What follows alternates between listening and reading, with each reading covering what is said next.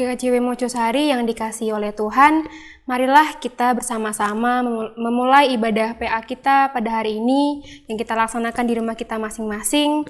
Mari kita awali ibadah kita dengan memujikan pujian Kidung Jemaat nomor 413, Tuhan pimpin anakmu. Kita nyanyikan bait yang pertama saja.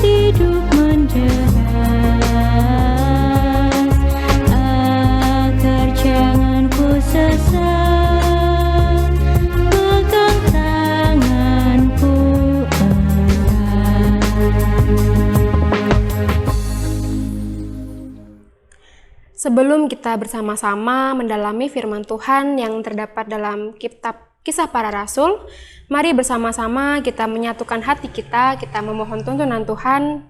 Mari bersama-sama kita berdoa.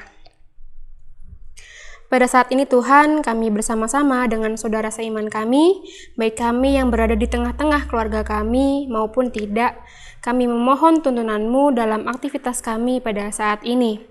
Curahkan Roh Kudus-Mu agar memampukan kami dalam membaca serta memahami firman-Mu. Kiranya Roh Kudus juga memampukan kami untuk mendiskusikan materi PA yang akan kami terima pada hari ini, supaya melalui kegiatan pada hari ini, iman kami boleh bertumbuh sehingga kami dapat memahami tujuan hidup yang sesuai dengan kehendak-Mu. Hanya dalam nama Bapa, Putra, dan Roh Kudus, doa ini kami naikkan. Amin. Mari bersama-sama kita memujikan pujian dari pelengkap Kidung Jemaat nomor 255, Firman-Mu kupegang selalu.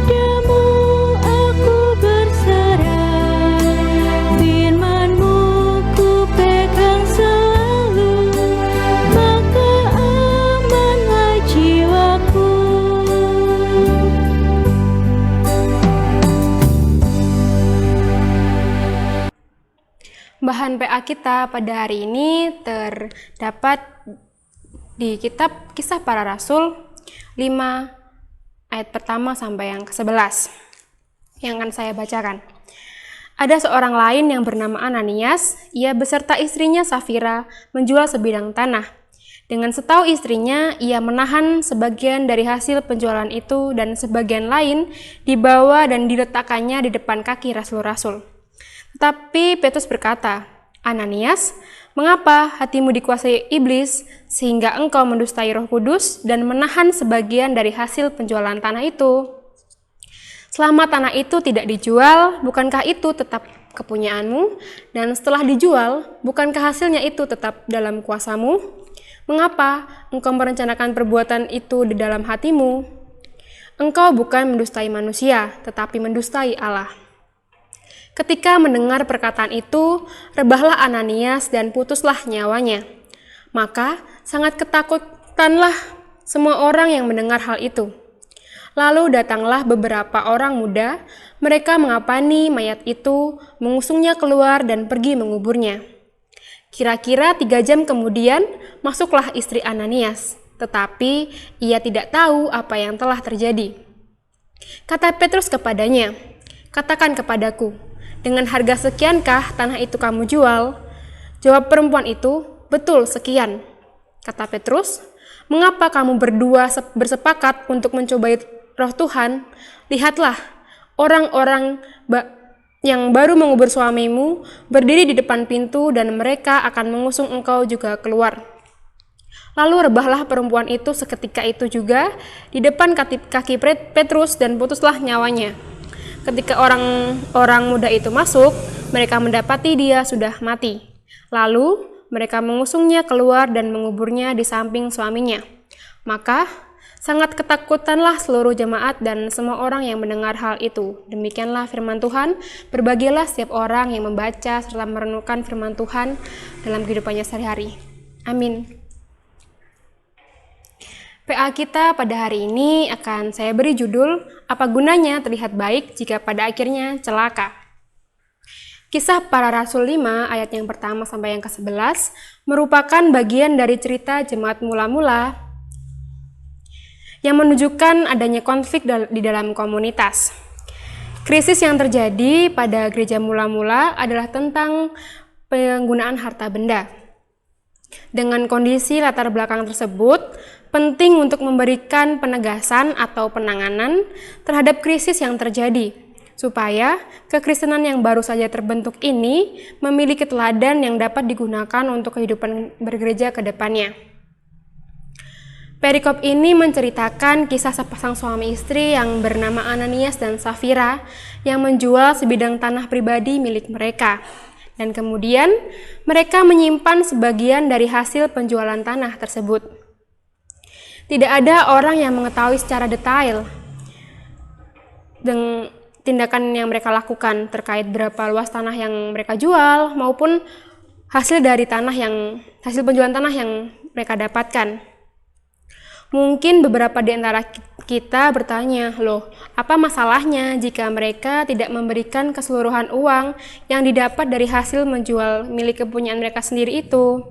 Itu kan uang mereka, ya terserah mereka dong mau memberikan secara keseluruhan ataupun tidak." Yang menjadi permasalahan di sini bukan tentang sebagian hasil yang mereka simpan, karena pada kenyataannya itu memang benar merupakan milik mereka. Yang menjadi permasalahan adalah tindakan tidak jujur yang mereka lakukan. Mereka sepakat untuk mengatakan bahwa mereka mempersembahkan semua hasil penjualan, padahal faktanya tidak demikian. Jika tidak ada satu orang pun yang mengetahui secara rinci tindakan yang dilakukan oleh Ananias dan istrinya, lalu bagaimana Petrus bisa mengetahui situasi tersebut? Dari manakah Petrus mengetahui kecurangan yang dilakukan oleh mereka berdua? Terdapat 2 jawaban yang terkait persoalan ini. Yang pertama, Petrus mengetahui hal tersebut dari ekspresi rasa bersalah mereka. Dan jawaban yang kedua menyatakan bahwa Petrus mendapatkan wahyu profetik atau suara kenabian langsung dari Tuhan. Jadi Petrus ini sudah mendapatkan ilham sehingga Petrus dapat mengetahui kebenaran yang disembunyikan oleh Ananias dan Safira. Dan jawaban yang lebih bisa diterima adalah fakta bahwa Petrus mendapatkan wahyu profetik atau ilham tadi, sehingga ia dapat mengetahui perbuatan curang yang dilakukan oleh Ananias dan Safira. Lalu pada ayat yang ketiga, kita dapat melihat Petrus menyatakan dengan pasti bahwa hati Ananias telah dikuasai oleh iblis, dan tanpa basa-basi, Petrus juga mempertanyakan tindakan yang disembunyikan oleh Ananias. Menurut Di dalam ayat ketiga ini tentang Petrus yang menyatakan Ananias si kuasa iblis dan mempertanyakan tindakannya, ada 5 hal penting dalam percakapan Petrus terhadap Ananias di ayat yang ketiga ini. Yang pertama, setan telah memenuhi dan mengendalikan hati Ananias sehingga ia terbawa arus dalam tindakannya. Yang kedua, aktivitas setan tidak menghilangkan kesalahan dari Ananias. Ayat ketiga mengkaitkan tindakan Ananias dengan keputusan setan. Maksudnya, apa yang dilakukan oleh Ananias sepenuhnya merupakan pengaruh dari setan. Namun di ayat yang keempat, kita dapat melihat tindakan Ananias dipertanyakan. Petrus mempertanyakan tanggung jawab atas tindakan yang ia lakukan. Jadi meskipun setan memiliki peran dalam terjadinya sebuah tindakan tidak baik yang dilakukan oleh Ananias, akan tetapi pada akhirnya Ananias yang harus mempertanggungjawabkan tindakannya tersebut.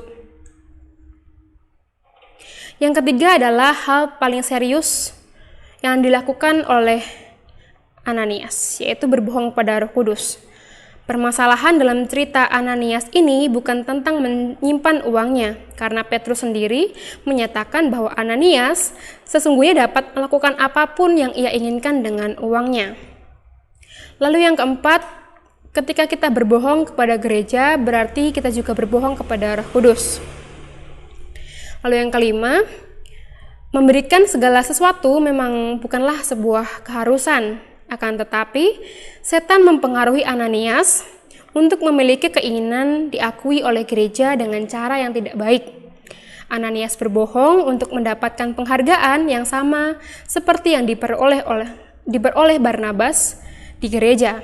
Pada perikop sebelumnya kita dapat melihat cerita tentang seorang bernama Barnabas yang merupakan seorang Lewi menjual ladang miliknya lalu mempersembahkan uang hasil penjualannya kepada gereja. Lalu pada ayat selanjutnya dikatakan bahwa baik Ananias maupun Safira meninggal setelah mendengar perkataan Petrus. Tidak ada yang tahu dengan pasti penyebab dari kematian Ananias dan Safira ini. Karena sebenarnya penyebab kematian ini tidaklah penting. Yang penting adalah gereja melihat kematian Ananias dan Safira sebagai penghakiman Tuhan atas penipuan yang mereka lakukan. Akan tetapi, peristiwa kematian Ananias dan Safira ini memberikan dampak ketakutan terhadap orang yang telah mendengar hal itu terjadi di ayat yang kelima. Ketakutan merupakan hal yang ingin ditegaskan Lukas kepada para pembaca karena Lukas kembali mengulangnya pada ayat yang ke-11. Dengan kata lain, rasa takut akibat penilaian merupakan kunci dari cerita ini. Rasa takut yang dimaksudkan di sini adalah perasaan takut tidak menyenangkan Tuhan yang datang dari pengetahuan tentang kekudusannya dan konsekuensi dari dosa kita. Melalui perikop ini, kita dapat melihat tanggapan serius Tuhan terhadap dosa dalam kehidupan komunitas. Apa yang dilakukan oleh Ananias adalah berbohong kepada Roh Kudus, seperti yang tertulis dalam ayat yang ketiga. Memang, kebohongan yang dilakukan oleh Ananias tidak merugikan anggota jemaat yang lainnya, karena sebenarnya apa yang dilakukan oleh Ananias ini memberikan sumbangan kepada gereja dengan pengertian apa yang dilakukan Ananias ini sebenarnya ingin membantu kehidupan gereja. Meskipun yang Ananias ambil adalah milik kepunyaannya sendiri, akan tetapi tindakan tersebut tidak dapat dibenarkan. Kita harus terbuka dengan harta benda dalam kehidupan komunitas Kristen, karena hanya dengan cara itu kita dapat menghindari banyak jebakan yang berkaitan dengan penyalahgunaan uang. Melalui kisah Ananias dan Safira, kita dapat melihat penggunaan uang yang salah adalah dosa serius di mata Tuhan. Dosa khusus berkaitan dengan harta benda yang dilakukan oleh Ananias dan Safira adalah berbohong tentang penggunaannya. Pada kenyataannya, ketidakjujuran akan mengundang ketidakjujuran yang lainnya untuk menutupi ketidakjujuran yang sudah kita lakukan.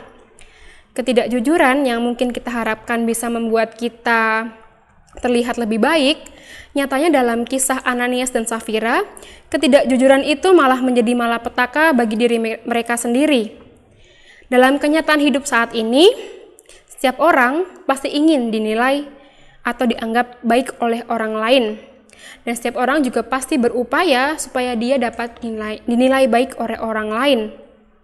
Namun, apakah jalan yang ditempuh agar kita dapat terlihat baik sama seperti jalan yang ditempuh oleh Ananias dan Safira?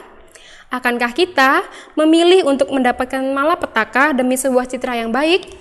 Ada dua pertanyaan yang dapat kita gunakan untuk diskusi pada hari ini. Yang pertama, mungkinkah masih ada Ananias dan Safira yang lainnya di zaman sekarang, di saat ini? Dan pertanyaan kedua adalah, bagaimana cara gereja dan kita sebagai anggota gereja menyikapi tindakan yang dilakukan oleh Ananias dan Safira? Demikian materi PA kita pada hari ini. Mari kita sambut renungan kita pada hari ini dengan kita memujikan pujian terambil dari pelengkap Kidung Jemaat nomor 249, Ya Tuhan kuatkan imanku. Kita pujikan bait yang pertama dan yang ketiga.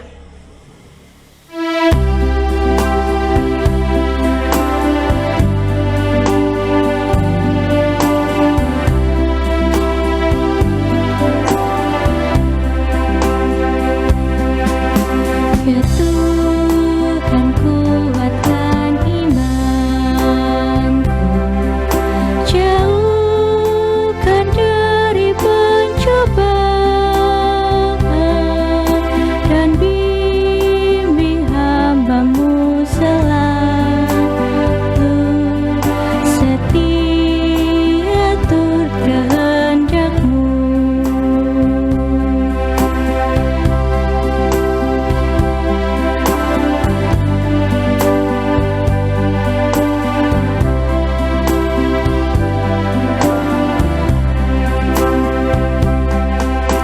Ya Tuhan, ku yakin kuasa-Mu menuntun setiap langkahku. Ajarlah aku menyerahkan diriku ke dalam tangan-Mu.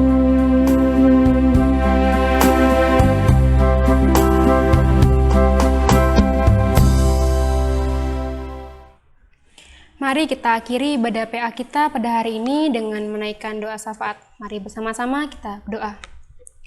Ya Tuhan yang Maha Baik, terima kasih atas penyertaan-Mu dalam kami ber-PA pada hari ini, sehingga kami dapat melaksanakan PA kami dengan lancar. Tuhan, kami juga berdoa bagi setiap kami yang saat ini dalam pergumulan, kiranya Tuhan menuntun kami, Tuhan membimbing kami, Tuhan menyertai kami dalam setiap pergumulan kami, sehingga kami dapat menyelesaikan pergumulan kami dengan keputusan yang berasal daripada-Mu. Kami berdoa bagi kami yang rindu akan gereja, kami juga berdoa bagi para pemuda yang rindu akan jodoh, bagi para pekerja yang di PHK, juga berdoa bagi setiap orang warga GKJW Mojosari yang saat ini terkena dampak pandemi. Tuhan kiranya senantiasa menyertai mereka, menguatkan mereka dalam kehidupan mereka sehari-hari. Tuhan, kami juga berdoa untuk setiap kami yang saat ini telah bersama-sama dengan keluarga kami mengikuti ibadah PA. Kiranya Tuhan senantiasa menyertai kami dalam kehidupan kami berkeluarga.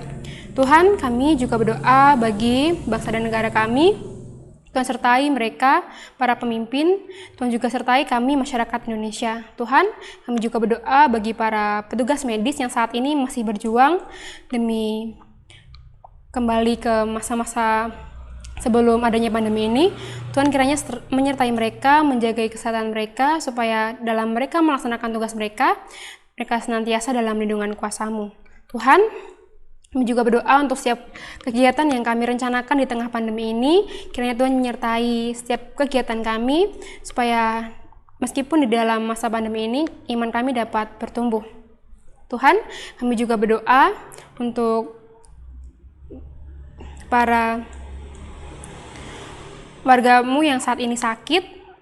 Tuhan kiranya memberikan mereka kesembuhan melalui obat-obatan yang diminumnya maupun keluarga yang merawat dan para medis. Demikianlah doa kami Tuhan, kami serahkan segala pergumulan kami, segala keluh kesah kami ke dalam tangan kuasa-Mu. Hanya dalam nama Tuhan kami, Yesus Kristus, kami berdoa. Amin.